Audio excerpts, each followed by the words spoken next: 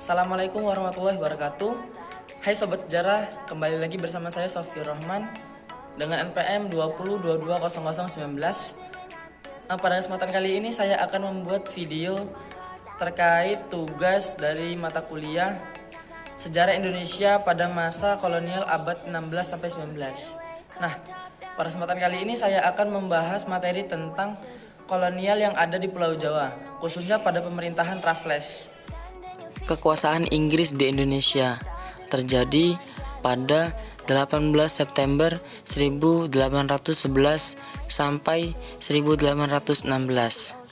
Kekuasaan Inggris di Indonesia dipimpin oleh orang Inggris yaitu Thomas Stamford Raffles yang memiliki 3 prinsip, yaitu yang pertama, segala bentuk kerja rodi atau penyerahan wajib dihapuskan. 2. Peranan bupati sebagai pemungut pajak dihapus. Dan yang ketiga, tanah adalah milik pemerintahan. Nah, Raffles juga memiliki kebijakan yaitu dalam bidang politik dan pemerintahan serta bidang sosial dan ekonomi. Yuk kita bahas satu persatu. Yang pertama di bidang politik dan pemerintahan. Raffles memiliki kebijakan yang pertama, menjalin hubungan yang baik dengan penguasa lokal. Mengapa demikian? Jadi Raffles bekerja sama atau menjalin hubungan baik dengan penguasa lokal agar jalannya pemerintahan Inggris di Indonesia itu dapat berjalan dengan baik. Karena penguasa lokal itu sangat tidak suka dengan penguasa sebelumnya yaitu Belanda.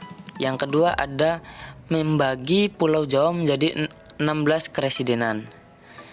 Dan yang ketiga, mengangkat para bupati sebagai pegawai pemerintah dan mendapatkan gaji dalam bentuk uang tunai.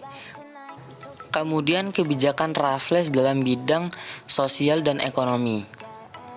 Yang pertama, menghapus segala bentuk penyerahan wajib.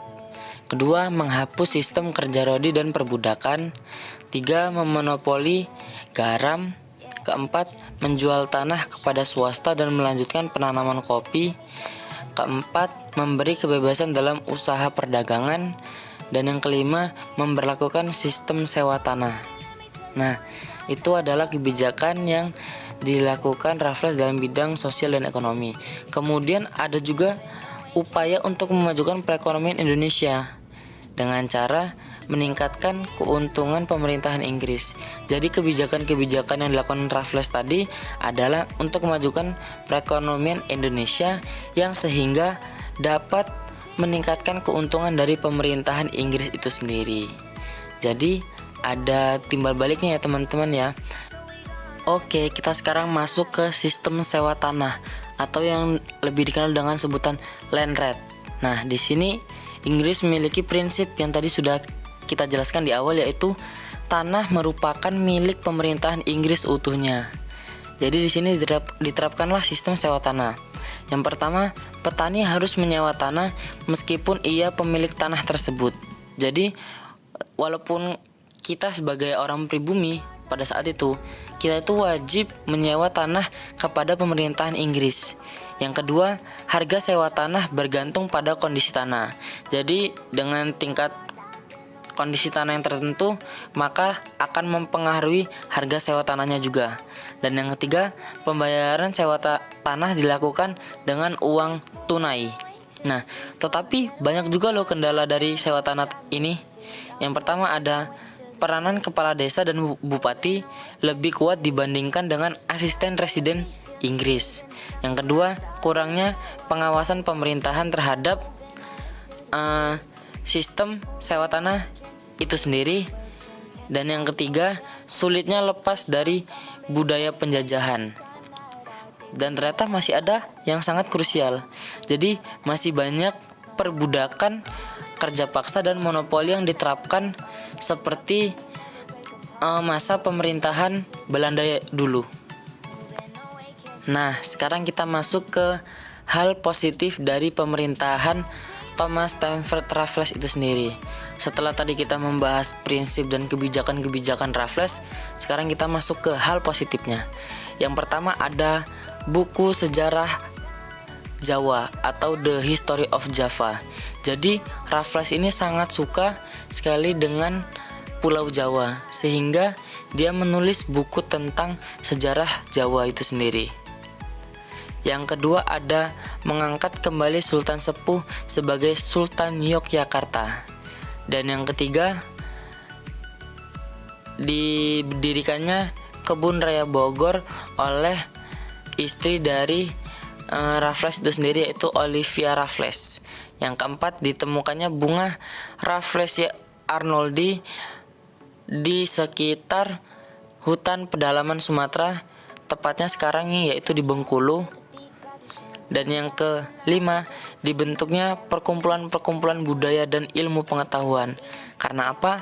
Karena itu tadi, Raffles itu sangat suka sekali dengan Pulau Jawa, sehingga dia membentuk perkumpulan-perkumpulan budaya dan ilmu pengetahuan. Konvensi London. Pada tahun 1814, setelah berakhirnya Perang Napoleon antara Belanda dan Inggris, membicarakan masalah daerah jajahan di Hindia Belanda. Kemudian pada tanggal 13 Agustus 1814 diadakan Konvensi London yang berisi tentang pengembalian daerah-daerah jajahan yang dulu pernah diduduki oleh Inggris dari Belanda untuk diserahkan kembali kepada Belanda. Nah, disinilah berakhirnya masa pemerintahan Raffles di Hindia Belanda atau Indonesia. Jadi walaupun pemerintahan Raffles ini sangat singkat, tapi memberikan sedikit warna bagi masyarakat Hindia Belanda ataupun Indonesia pada saat itu, yang dimana dengan kebijakan-kebijakan yang dilakukan oleh Raffles dan cintanya Raffles terhadap Pulau Jawa yang ada di Indonesia. Nah, itu tadi adalah kekuasaan Inggris di Hindia Belanda, tepatnya pada masa pemerintahan kekuasaan Raffles. Jadi teman-teman, banyak yang dapat kita ambil dari masa pemerintahan Inggris ini. Di balik kita dijajah ataupun di bawah tangan kekuasaan Inggris, banyak juga sekali ilmu ataupun hal-hal yang sampai saat ini bisa kita rasakan dan kita nikmati dari peninggalan penjajahan Inggris. Mungkin hanya itu yang bisa saya sampaikan. Apabila saya ada salah kata, saya mohon maaf. Kepada Allah saya mohon ampun. Wallahu a'la, ihdinas siratal mustaqim. Wa akhiran unzur maqala wa la tanzur man qala. Wassalamualaikum warahmatullahi wabarakatuh.